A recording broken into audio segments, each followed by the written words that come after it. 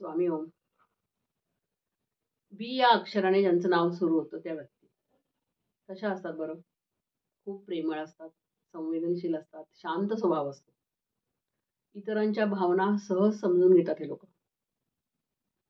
कुटुंबाला फार महत्त्व देतात. आपली नाती खूप छान जपतात. आपल्या प्रत्येक नात्याची काळजी घेतात.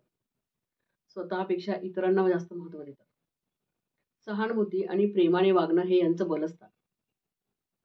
इतरांना समजून घेऊन त्यांना योग्य तो मेहनती, खूप इमोशनल, क्रिएटिव्ह. आज आपण बी या अक्षरापासून ज्यांचं नाव सुरू होतं त्यांच्याबद्दल जाणून घेणार आहोत. नमस्कार, मी वास्तू एक्सपर्ट भाग्यश्री ओरसे तुम्हा सर्वांचं तुमच्या आवडत्या ॲस्ट्रो वास्तू भाग्यराज या यूट्यूब चॅनलमध्ये स्वागत करते. चॅनलला ज्यांनी सबस्क्राईब केलेलं आहे त्या सगळ्यांचे मनापासून धन्यवाद. तर बी हे दुसरं अक्षर असतं ना, ए नंतर बी येतो, त्यामुळे अर्थातच 2 क्रमांक. 2 असल्यामुळं चंद्रग्रह आला.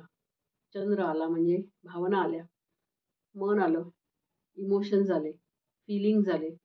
त्याच्यामुळे हे लोक कसे असतात तर खूप इमोशनल असतात.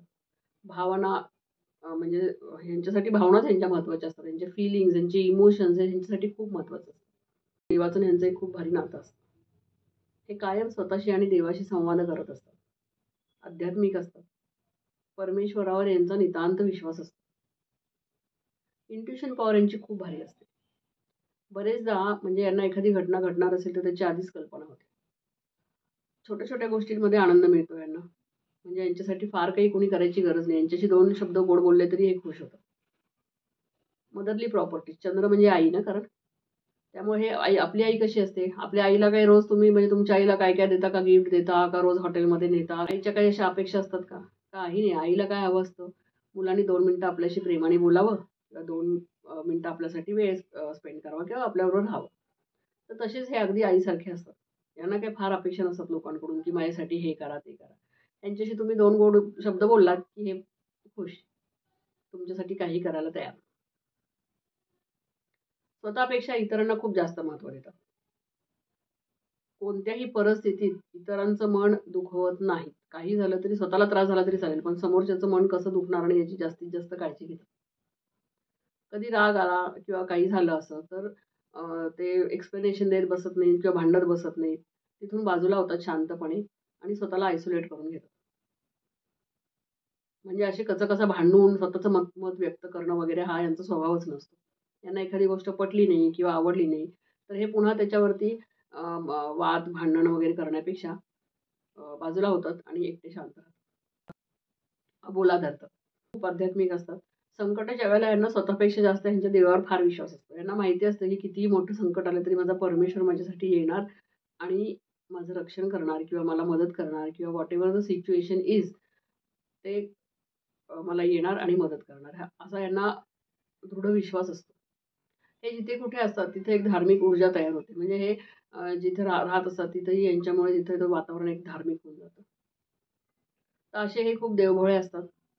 सगळ्यांवर प्रेम करणारे, म्हणजे असं यांच्यामध्ये जेलसी किंवा द्वेष हे सगळं काही असले निगेटिव्ह भाव सहसा नसतात कोणाविषयी, किंवा सूड घेणे वगैरे हेही असं यांच्या स्वभावामध्ये नसतं. अवॉइड काय करायचं किंवा सावध कशापासून राहायचं, तर सगळ्यात पहिलं म्हणजे यांनी काय, हे खूप इमोशनल असतात ना, त्यामुळं अति उत्साहामध्ये किंवा अति भावनिक होऊन कोणताही निर्णय घ्यायचा नाही. म्हणजे भावनेच्या आहारी जाऊन जर आपण निर्णय घेतला तर मग तुमचं नुकसान होऊ शकतं. गोष्ट काय अवॉइड करायची, काळा रंग कमीत कमी वापरायचा. कारण काळा रंग घातला की काय होतं, यांच्याकडे मग ते निराशा किंवा नकारात्मक ऊर्जा येते. त्याच्यामुळे मग यांनी कमीत कमी त्याचा वापर करायचा. ओकेजनली वापरू शकता, अगदी बंद असं नाही. सगळ्या रंगांचं महत्त्व आहे, पण कमीत कमी काळा रंग वापरायचा. दुसऱ्यावर म्हणजे दुसऱ्याच्या गोड बोलण्यावर भाळून लगेच त्याच्यावर विश्वास ठेवायचा नाही. त्याची शहानिशा करायची. प्रत्येक तुम्ही चांगले आहात म्हणून सगळे समोरचे चांगलेच असतील असं काही नाही. म्हणजे तुम्ही सगळ्यांमध्ये चांगलं बघता, पण समोरचा माणूस कसा आहे हे थोडं आधी चेक करायचं आणि मगच त्याच्यावर विश्वास ठेवायचा आणि मग जो काही निर्णय असेल तो घ्यायचा. लगेच म्हणजे सहजपणे कोणावरही विश्वास ठेवायचा नाही. कितीही भांडण झालं, कोणाबरोबर काही झालं, आवडलं नाही तुम्हाला एखादी गोष्ट, तर तुम्ही तिथल्या तिथे ते रिप्लाय करा किंवा काय असेल ते त्याच्याबद्दल बोलून मोकळे व्हा. पण आयसोलेट नाही व्हायचं. म्हणजे स्वतःला एकटं पाडून एकटं राहायचं नाही. जे तुम्हाला नाही पटलं तर तिथल्या तिथं बोलून मोकळे व्हा. पण असं एकटं राहू नका. कारण मग काय होतं, तुम्हाला ते बराच काळ राहतो तो एकटं राहण्याचा, ते फीलिंग्स वगैरे होऊ शकतात. तर त्याच्यामुळं काय करायचं, की एकटं राहायचं नाही. आणि आध्यात्मिक म्हणजे तुम्ही जे काही साधना करताय, देवपूजा करताय किंवा ध्यान करताय, साधना करताय, काही जे काही मंदिरात जाताय, जे हे तुमच्या रोजच्या ॲक्टिव्हिटीज आध्यात्मिक जे तुम्ही करता, त्याच्यामध्ये खंड पडून द्यायचा नाही किंवा त्याला सुट्टी घ्यायची नाही.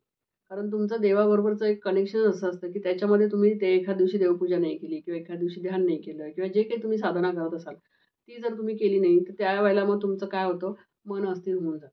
तर त्यामुळं सगळ्यात बेस्ट रेमेडी काय आपलं रोजचं जे काही आहे म्हणजे देवधर्म जे देवाचं जे काही करतो आपण, ध्यान करतो, साधना करतो. तुम्ही जे काही करत असाल, कोणत्या धर्माचे असाल त्या, ते आपलं न चुकता करायचं.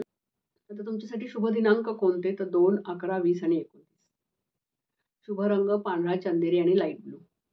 शुभ दिशा उत्तर. शुभ वेळ सकाळी 6 ते 8. आणि मंत्र कोणता म्हणायचा तुम्ही? ओम चंद्राय नमः. तर गोल्डन रेमेडीज काय तुमच्यासाठी? तर दर सोमवारी शिवलिंगावरती दुधाचा अभिषेक करायचा. ओम नमः शिवाय हा जप जास्तीत जास्त जेव्हा तुम्हाला वेळ असेल तेव्हा ओम नमः शिवाय हा मंत्र म्हणायचा. त्याच्यानंतर आपलं एक स्पिरिच्युअल जर्नल म्हणतो आपण, म्हणजे लिहायची सवय ठेवायची कायम. आपलं तुम्ही जे देवाबरोबर तुमचा कायम संवाद चालू असतो, की तुम्हाला बरेचदा स्वप्न पडतात किंवा काही संकेत येतात, तर ते सगळं राईट डाऊन करायचं, लिहून काढायचं सगळं. जे आपल्या मनात विचार येत आहेत काही, तर एक जर्नल करायचं आणि त्याच्यामध्ये लिहित राहायचं सारखं सगळ्या गोष्टी. पूर्व दिशेला पांढऱ्या म्हणजे पांढरी प्लेन व्हाईट रांगोळी असते ना आपली, त्याच्याने तुम्ही एक छोटं फूल किंवा कमळाचं फूल वगैरे घराच्या पूर्व दिशेला तुम्ही छोटी एक रांगोळी काढू शकता रोज. घराची उत्तर दिशा स्वच्छ ठेवायची, कारण ती तुमच्यासाठी शुभ दिशा आहे. त्यामुळे ती क्लटर फ्री, मोकळी, हलकी, स्वच्छ ठेवायची. ते झोपताना आणि सकाळी उठल्यावर 5 मिनिटं ध्यान करायचं. झोपतानाही 5-10 मिनिटं शांत बसायचं. कोणाशी बोलायचं नाही, मौन धारण करायचं. 10 मिनिटं शांत बसून थोडा जप करता आला तर करायचा आणि मग शांत झोपायचं. तर ह्या काही रेमेडीज आहेत ज्या तुम्ही केल्यात, तर तुम्हाला नक्कीच फायदा होऊ शकतो.